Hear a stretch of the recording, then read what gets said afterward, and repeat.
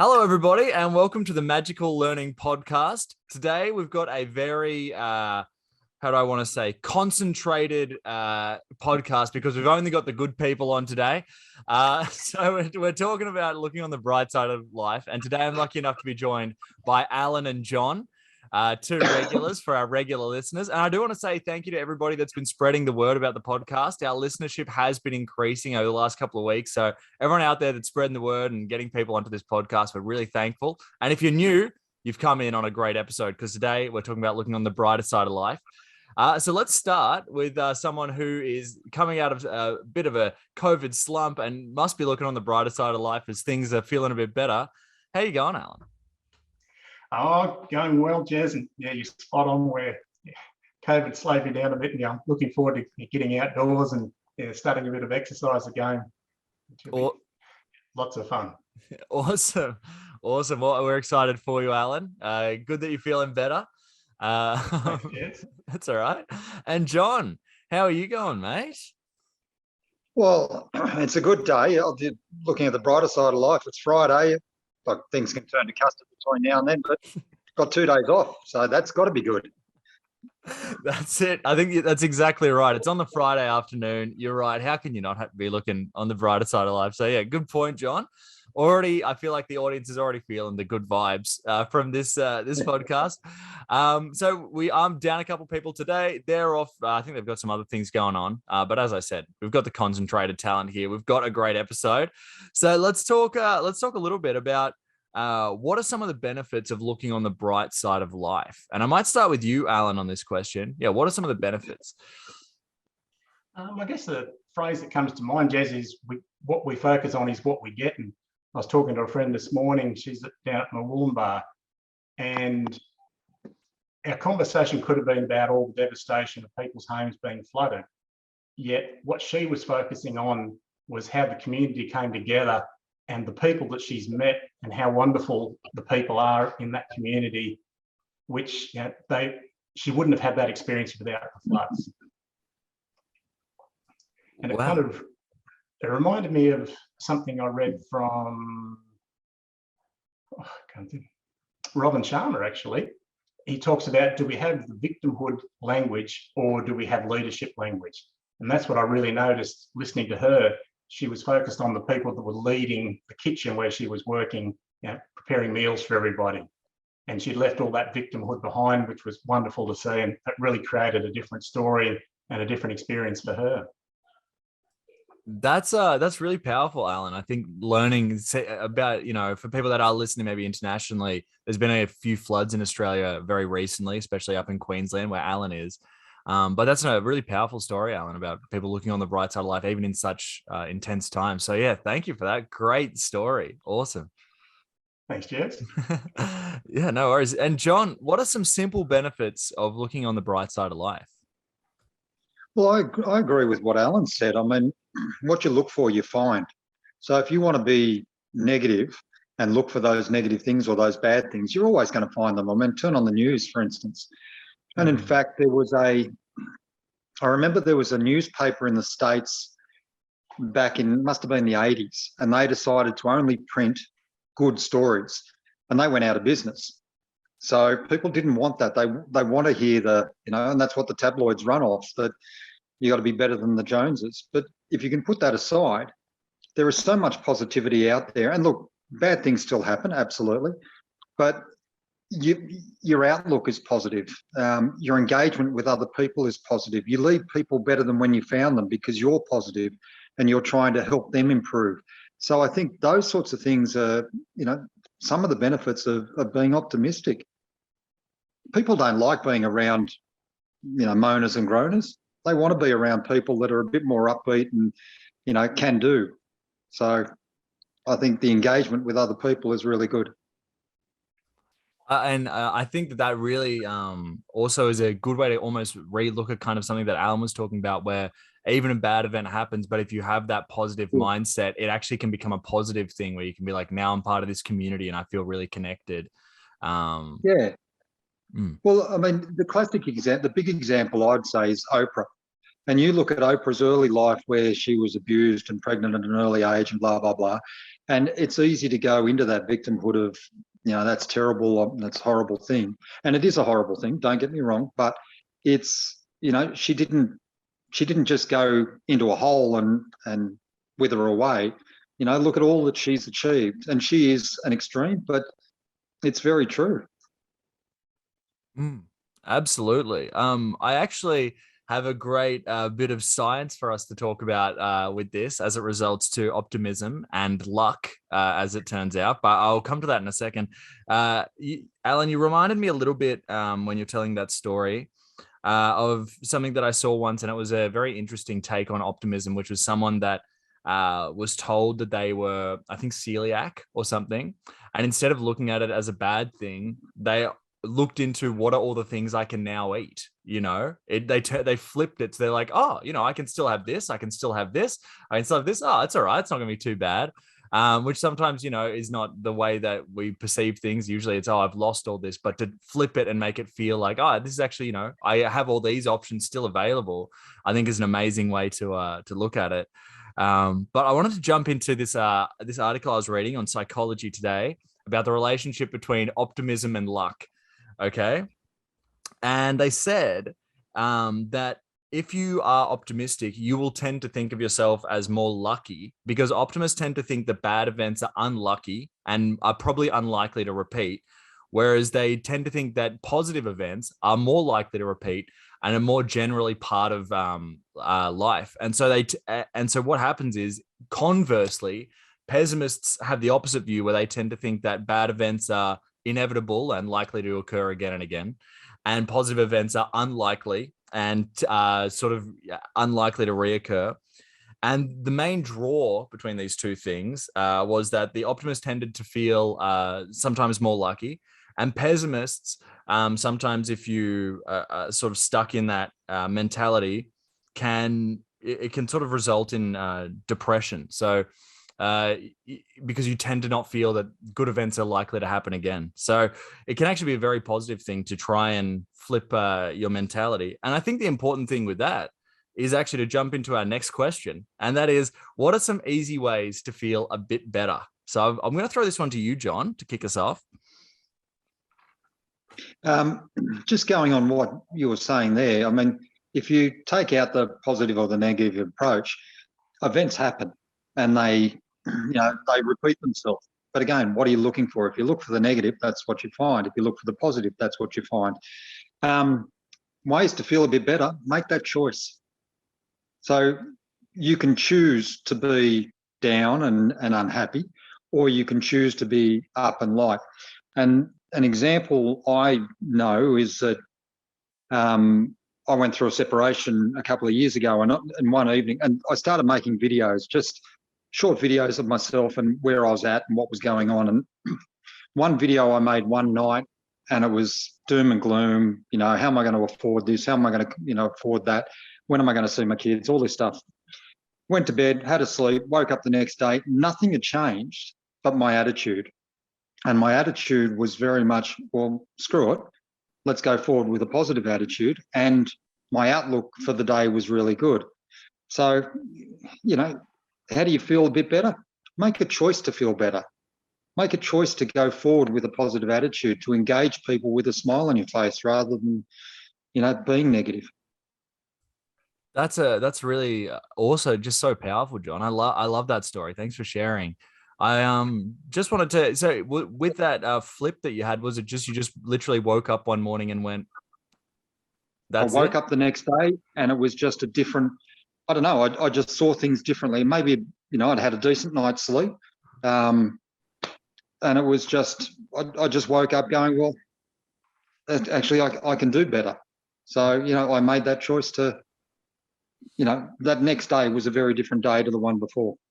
Wow. Well, that's awesome. Thanks for that, John. Amazing. And I think that's a great lesson for us all to take in. So thank you for that, John. Great story. I might throw the question to Alan now. Alan, what are some easy ways to feel a bit better? I like what you said before, Jez, about trying, which sort of ties into what John said there. We have to put in the effort to choose.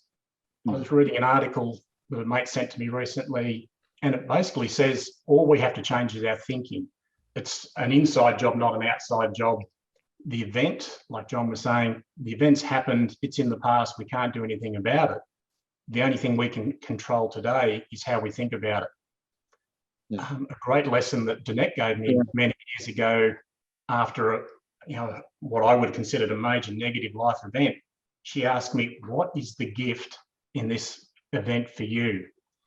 And I remember in the car driving home thinking, gee, it's crazy. There is no possible gift in this. Yet over time, when I changed my thinking and changed what I focused on, I started seeing the gifts. And even many years later, I often think back to that first time when Danette asked me that. I'm still finding the gifts in that event. And like John said, it's a choice which ones I focus on. And I agree with you, Al. I mean, another event in my life, I had my brother killed in a single car accident. And we were ringing, various friends and family saying, he's dead. And all bar one person went, that's terrible, that's horrible, my God, our thoughts are with you and all the rest of it. I had one mate who, when I rang him and said he's dead, he said, God, you're lucky. And I remember I was walking in the backyard with the phone and I said to him, how do you figure that? That doesn't make sense. And he goes, well, you guys were very close. You had a lot of time together. You shared a lot, blah, blah, blah, blah, blah. He said, I've got a brother and I haven't done anywhere near what you've done. So the time you had together was very valuable, was great. And it changed my attitude towards it, that actually, I'm thankful for what we had, even though it was short. It did change my attitude. That is such a great story, John, to focus on the things you had with your brother as opposed to that time coming to an end. Yeah, I still went and got drunk that night, but yeah, it was good. Yeah, wow. Well, thanks for sharing that so much, John. Again, a great story. I'm learning so much from this conversation already, and I love both your perspective. Unfortunately, now we've got to add another third perspective. Oh, no, I'm just kidding. It's Grahame. Graham's on. Graham's jumped in. Grahame the pirate. Yeah, apologies for being late, folks. My workshop sort of ran over time a little bit, but I am excited to be here. That's all right. You've joined on Boys' Day, apparently. So you must have heard we were starting it without you, so you've jumped on. But it's good to have you, Grahame. And for those listening at home, definitely jump on and check out Graham's outfit today. It's looking very fancy. Yeah, go. The bow tie is excited to be here too. The bow tie is excited, yes. I always enjoy wearing it on the first day of working with a new client, just to see the reactions. And if we're talking about, what are we talking about today, Jez? What was the question? So today we're just looking at the bright side of life. Okay. This is it. Yeah, exactly. Well, Grahame, you've come in at a good time. We're just doing the question, what are some easy ways to feel a bit better? Some easy ways to feel a bit better. Let's go with the non-pharmaceutical ways. Yeah, let's start there. For me, and again, just personal experience, just deliberate gratitude. So, being a little more specific around that, journaling. Although it doesn't have to be journaling, because I know journaling sort of, a lot of people, their eyes glaze over and roll back in their head and they start snoring. And some people just, oh yeah, I can't do it, I'm not a writer. So you don't have to be a writer. Journaling enables me to practice gratitude at the end of my journaling process every time I do it. The last page is literally 10 things I'm grateful for. So you don't have to do that. When you wake up in the morning, before you get out of bed, before you do anything else, just sort of lie there in bed and think and feel gratitude for 3 things in your life that you're grateful for. And the things could be people, they could be experiences, they could be pets, they could be material things. It does not matter as much as just getting to that state of gratitude. So that would, for me, that's huge. Just stopping to be grateful for what we have. Yep. And I like that one, Graham, because it's sort of what we were just talking about before was a lot of mentality switching. So it's not necessarily external things, but it's a lot of things where you're taking the opportunity to be like, I'm actually going to look at this in a positive way, or look at the positive elements of something bad. So I think that all ties in a little bit as well with just the gratitude being something that can also be a trigger for that, I think. Nice. If I'm just going to ask a question before, so I do apologise because I've sort of interrupted the flow. Has Monty Python been mentioned yet? Not yet. Not yet. I think we're doing a awesome. sing along at the end, I think, Grahame. I'm looking forward to it. All right, I'll stop. Awesome. Well, I want to thank everybody for the honesty and these great stories that we've been hearing. I've got some stuff that is really not like that. I've just got some stuff that's gotten me out of a funk in the past. One of them, sometimes like I feel like I can't do anything right, or I'm constantly running into things where I'm just making mistakes constantly.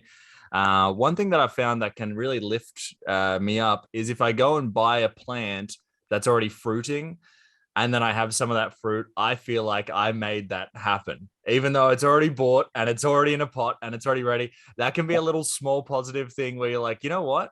I didn't go out and buy this. It's quote unquote free. And then if you're lucky, more will come from that. And that can be a positive experience. That's just one little thing that I've done before.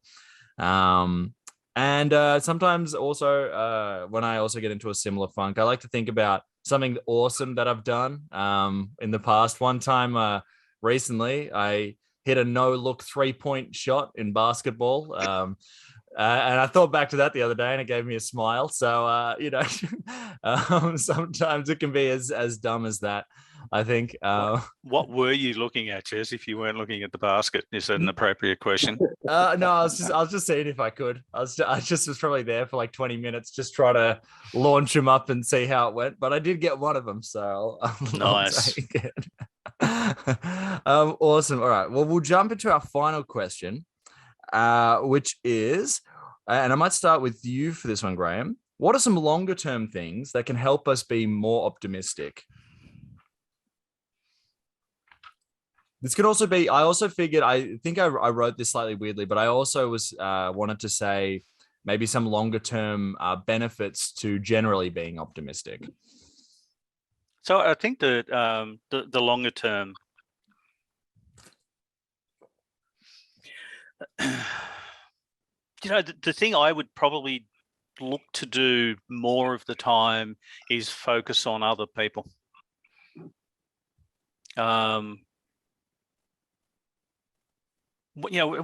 Sort of semi-ironically, but one way of practicing, or counterintuitive might be a better label, one way of practicing self-care is doing something for somebody else.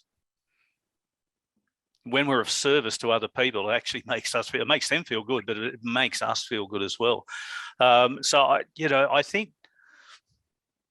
engaging around the idea that we as an individual human being are such an infinitesimally small, arrangement of energy and matter on a tiny planet not even the middle of a tiny galaxy, blah, blah, blah, blah, in just one universe of whatever it is. It's just, perspective, folks. I think engaging with the idea again that we are part of something that's a lot bigger than just us. But I'd probably go back to spend more time doing something for somebody else. Oh, and sorry, what the other thing that I was trying to get to with being a tiny part of something bigger is find things that make you feel awe. Because that's one thing that's absolutely guaranteed. Sorry? As in all that hurt. Sorry. Yeah, as in, no, not as in all that hurt, or but as in, wow. Because one of the apparently, from a neuroscience perspective, one of the things that happens when we experience a deep sense of awe is firstly connection with everything, and secondly the realization that we are really just a tiny part of something else that's so amazing it's not funny. So and it could be different things for different people, but I think Yeah, that was a very long-winded answer. Sorry, it's been a long day. But that's I'll stop now. No, that was great. There was a lot. I think there was a lot to take out of that. So that was great, Grahame. And I think that finding moments of awe is a really good thing, and helping others is also good. We've talked about the benefits of that also in the past. That can be reciprocal, and then that can have the longer term effects as well. And even if it doesn't, it's still nice to do something nice. So thanks for that, Grahame. Awesome. John, I might throw it to you. So this, again, I apologize for how I phrased this question, but what are some longer term things that can help us be more optimistic, or what are some longer term effects as well of being more optimistic? So longer term things that can help us remain optimistic is look at the process rather than the destination, or look at the journey. We sort of go, well, I need to lose weight. So when I lose 10 kilos, I'm going to, that'll be great, and I'll feel happier and benefit. So if you only lose 8 kilos, you're not going to be happy. Is that how it works? Or, I need to stop drinking. I need to give up the smokes. I need to do something. But enjoy the journey. As hard as it may be, enjoy the journey, because everything in life has a cycle. There's the tide that goes in and then goes out. There's the sun and the moon, seasons, life and death, everything has a journey. So the bad times will pass. And if you can sort of change your perspective, as we've talked about, and look for the positives, it might pass a bit earlier, but things will change. So, look at that process. Look at what's happening for you now. Don't focus on, well, when I get to here, then I'll be whatever it is. I'll be happy. I'll be the best person I can be, because everything in between gets lost. That's really good as well, John. Thanks for that. Yeah, I think that is something that, you're right. You can do so much work and feel disappointed because you didn't reach a certain goal. But if you step back and look at it, being able to be like, I made so much progress is a really, really good thing. So yeah, I love that. That's great. I might throw this one to Alan now. Alan, what are some longer term things that can help us be more optimistic, or long term effects of optimism? I really resonate with what John's saying there, where life, it has its ups and its downs, and the saying that really works well for me is good, bad, hard to say. We can't control a lot of what goes on out there. What we can control is the way we think about it. And to me, that's the journey, is working on building that muscle of thinking, similar to what John was saying about physical fitness. We need to work on our fitness, and we need to work on the way we think about life. And like Grahame was saying, simple things like serving others, that led me to thinking, well, when we can think about things differently, we can serve others. That creates a completely different reality, a different world around us. It's a better place for everybody to live. And I like that, Alan. I was talking to someone recently about something similar, where I was saying, I was feeling anxious for someone, they were doing something. And that person said to me, there's no point in being anxious for them, because then it's two people anxious for nothing, where what they need is you to not be anxious, so they can come to you and you can then discuss, and then you can be the safe place for them to, alleviate that. So being positive and stuff can even be that effective, where you can be something that people can talk to. But yeah, thank you so much for that. I love that one, Jez. Yeah, no worries. Well, thank you all so much for being on the podcast. I want to get some final thoughts, but I think I also realized I forgot to explain something about that lucky thing earlier. So here was one thing that the scientists tested, was that they put a coin on the ground, and they found that the optimists always found it, and generally the pessimists didn't. And the reason was that the optimists were looking for that, and they thought it was a nice thing, whereas the pessimists, it wasn't even on their radar. They were thinking about other stuff. So that's another benefit of being optimistic in a very microcosmic way. But let's jump around the horn for some final thoughts. So Alan, I might start with you. What are your final thoughts on looking on the bright side of life? To me, the big standout for today's conversation, Jez, is it's how we think about things. There is no good, bad, right or wrong. It's simply our interpretation of the events, and like John says, it's our choice. Yeah, Awesome. Well, I love that. Thanks, Alan. John, I might throw it to you. What's your final thoughts on looking on the bright side of life? Oh, as Monty Python said, always do it. There's a difference between rose-coloured glasses and looking at have a positive view on things. So, find that difference. But yes, always do it. Love it. Short and sweet, very simple, but very effective. Love that, John. Grahame, final thoughts on looking on the bright side of life? I think going back to, and I'm really, really sorry that I missed the start of this podcast today, but I'm definitely going to watch the recording later just because I love my tie. It's pretty awesome. And I'm also sorry that I left my parrot in the car, folks. You're probably going to have to wait till next week for that, but it's on the way. I liked what Alan was saying before about we create our reality. We create our experience on planet Earth largely through what we do with the thing between our ears. And I'll paraphrase it incorrectly, and I can't remember who said it, but the world you look at changes when you change the way you look at the world. So we filter everything that's coming in through this thing. If we change the filter, we change our reality. It's that simple and that difficult. If it was really easy, we'd already be doing it. But I think, everything that you guys have said, it's just, it's a choice. And I love that from John, because it really is simple. It is absolutely a choice. So maybe we just need to be a little bit more aware day in, day out of what choice we're making and look for opportunities to change it. Awesome. And probably for everybody out there, sorry, just because I like talking, I love the sound of my voice. For everybody else out there who has not already watched The Meaning of Life, watch it. Is it that one? Is that the right one? Because it's going to be awkward if I told them to watch the wrong one. No, it's The Meaning of Life. Yes. The Monty Python version, not anyone else's.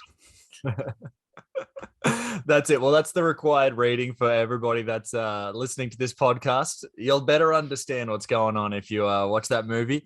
So I just wanted to thank everybody for being on today. What a great episode. I learned so much. I feel like I got to learn a little bit more about everyone on the podcast as well. So that was really, really nice.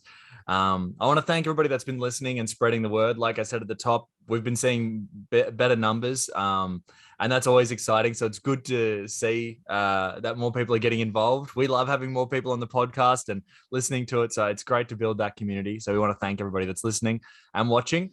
And to everybody that was on today, I want to say thank you all so much. You've definitely helped me change my filter a little bit to look a little bit more on the bright side of life. So thank you all so much. And to everybody listening, I hope they've changed your filter, and have a magical week. Thanks, Jez. Thanks, Jez.